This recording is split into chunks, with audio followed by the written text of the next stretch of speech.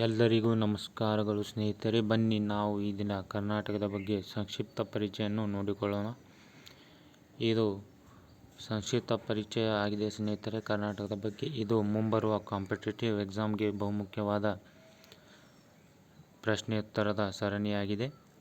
ಬನ್ನಿ ಸ್ನೇಹಿತರೆ, ಭಾರತದಲ್ಲಿ ಕರ್ನಾಟಕ ರಾಜ್ಯದ ಸ್ಥಾನ, ಇದು ವಿಸ್ತೀರ್ಣದಲ್ಲಿ ಭಾರತದಲ್ಲಿ ಕರ್ನಾಟಕದ ರಾಜ್ಯದ ಸ್ಥಾನ 6ನೇ ಸ್ಥಾನ ಆಗಿದೆ ಸ್ನೇಹಿತರೆ. ಮತ್ತು ನಮ್ಮ ಭಾರತದಲ್ಲಿ ಕರ್ನಾಟಕದ ಜನಸಂಖ್ಯೆಯಲ್ಲಿ ಕರ್ನಾಟಕ 8ನೇ ಸ್ಥಾನವನ್ನು ಪಡೆದಿದೆ ಸ್ನೇಹಿತರೆ. ಮತ್ತು ನಮ್ಮ ಕರ್ನಾಟಕದಲ್ಲಿ ಪಶ್ಚಿಮಕ್ಕೆ ಹರಿಯುವ ನದಿ ಎಲ್ಲ ಸ್ನೇಹಿತರೆ ಅರಬ್ಬಿ ಸಮುದ್ರ ಆಗಿದೆ. ಮತ್ತು ನಮ್ಮ ಕರ್ನಾಟಕದ ಉತ್ತರಕ್ಕೆ ಮಹಾರಾಷ್ಟ್ರ ಸ್ಟೇಟನ್ನು ಕಾಣಬಹುದು.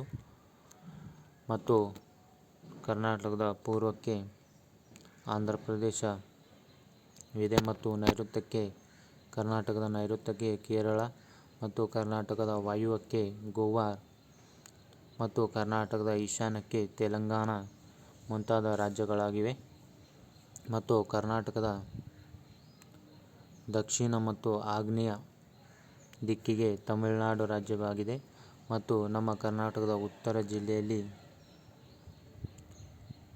ಬೀದರ್ ಕಾಣಬಹುದು. ಮತ್ತು ಪೂರ್ವದ ಕೊನೆಯ ಜಿಲ್ಲೆ ಕೋಲಾರ ಆಗಿದೆ. ಮತ್ತು ದಕ್ಷಿಣದ ಕೊನೆಯ ಜಿಲ್ಲೆ ಚಾಮರಾಜನಗರ. ಮತ್ತು ಪಶ್ಚಿಮದ ಕೊನೆಯ ಜಿಲ್ಲೆ ಸ್ನೇಹಿತರೆ ಪಶ್ಚಿಮದ ಕೊನೆಯ ಜಿಲ್ಲೆ ಉತ್ತರ ಕನ್ನಡವಾಗಿದೆ. ಮತ್ತು ನಮ್ಮ ಕರ್ನಾಟಕದ ಎತ್ತರ ಶಿಖರ ಮುಳ್ಳಯ್ಯನಗಿರಿ ಆಗಿದೆ ಸ್ನೇಹಿತರೆ.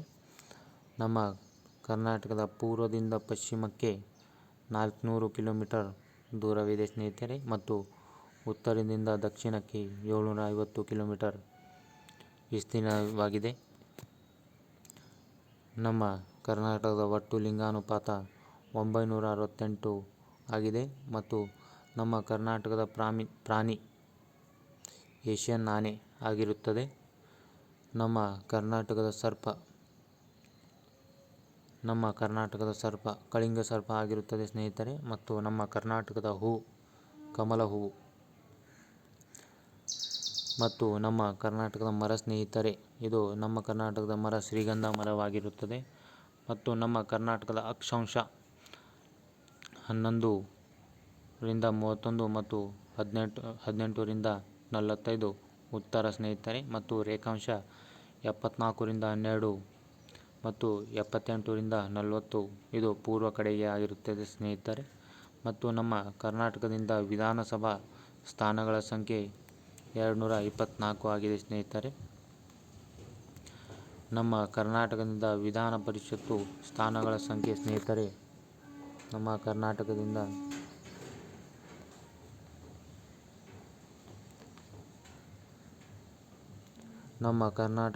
ವಿಧಾನ ಪರಿಷತ್ ಸ್ಥಾನಗಳ ಸಂಖ್ಯೆ 75 ಆಗಿರುತ್ತದೆ ಸ್ನೇಹಿತರೆ. ನಮ್ಮ ಕರ್ನಾಟಕದಲ್ಲಿ ದೊಡ್ಡ ಜಿಲ್ಲೆ ವಿಸ್ತೀರ್ಣದಲ್ಲಿ ಬೆಳಗಾವಿ ಆಗಿರುತ್ತದೆ. ಮತ್ತು ಚಿಕ್ಕ ಜಿಲ್ಲೆ ವಿಸ್ತೀರ್ಣದಲ್ಲಿ ಬೆಂಗಳೂರು ನಗರ ಆಗಿರುತ್ತದೆ. ನಮ್ಮ ಕರ್ನಾಟಕದ ಪಕ್ಷಿ ಇದು ನೀಲಕಂಠ ಆಗಿರುತ್ತದೆ ಸ್ನೇಹಿತರೆ. ಇದಕ್ಕೆ ಮತ್ತೊಂದು ಹೆಸರು ಇಂಡಿಯನ್ ರೂರಲ್. ಧನ್ಯವಾದಗಳು ಸ್ನೇಹಿತರೆ.